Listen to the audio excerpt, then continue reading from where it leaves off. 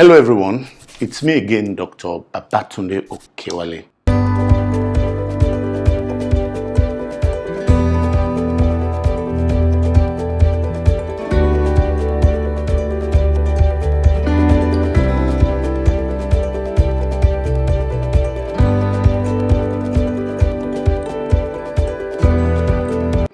And today I'll be talking about egg donation.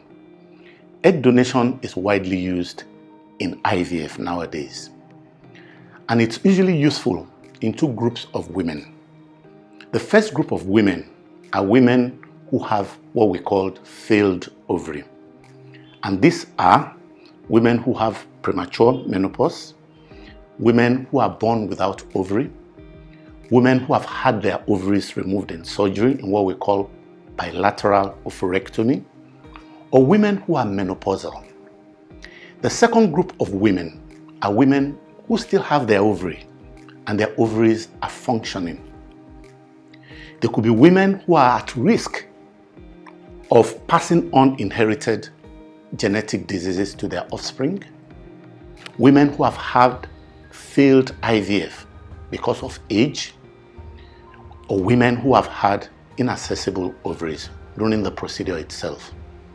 As we all know, age and fertility and IVF are related.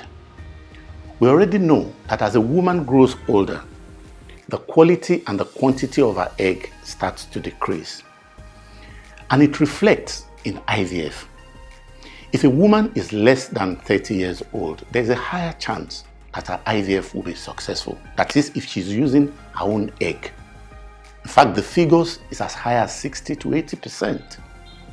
Whereas by age 35, the success rate starts to drop, and starts to drop in such a way that by age 40, for most women doing IVF and using their own egg, the figures could be as low as 10 to 15%. So how do we go about egg donation? The first thing is to evaluate the recipient, that is the woman who wants an egg donor. And part of the evaluation includes taking and doing various blood investigations. Counseling is very important for the couple because of the extra genetic material that is coming from a third party. We need to counsel in terms of anonymity of the donor, and we also need to counsel the partner, that is the male partner. How do we select egg donors? There are basically three ways of getting egg donors. One of the ways is by getting a professional egg donor. There are girls that donate their egg, and they usually do it for some cost. So there is cost attached to it.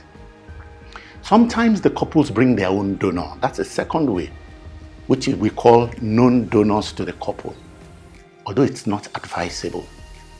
The third way is by egg sharing.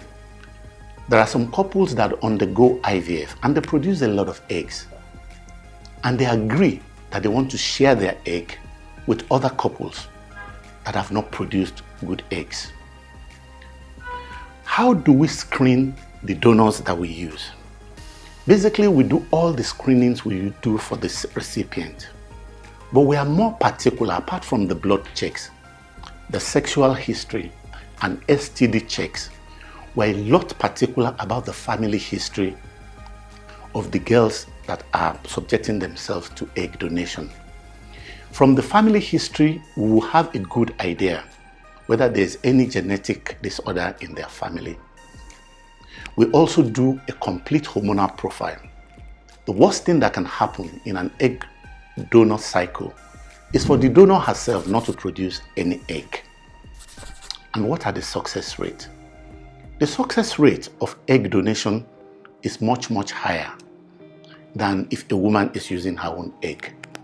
And part of the reason for that is, of the two contending issues in IVF, that is the quality of the egg and the endometrium, we have taken control totally of one, which is the egg part, which the egg donor gives unto us.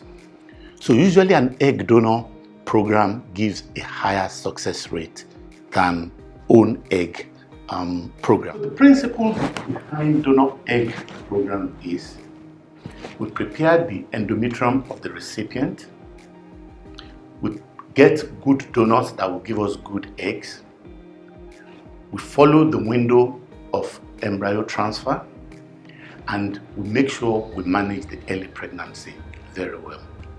Like I said, it's widely used in IVF now. If you are aged 40 years and above, the chances are, if you go for an IVF, you will be advised on an egg donor. For more information on egg donation or sperm donation or on any form of assisted conception, you can read my book, How to Get Pregnant and Have a Baby. It's available on Amazon and it's also available in Nigeria. If you DM us, we'll send it to you. If you DM us on any of our social media platforms, we'll send it to you. Thank you.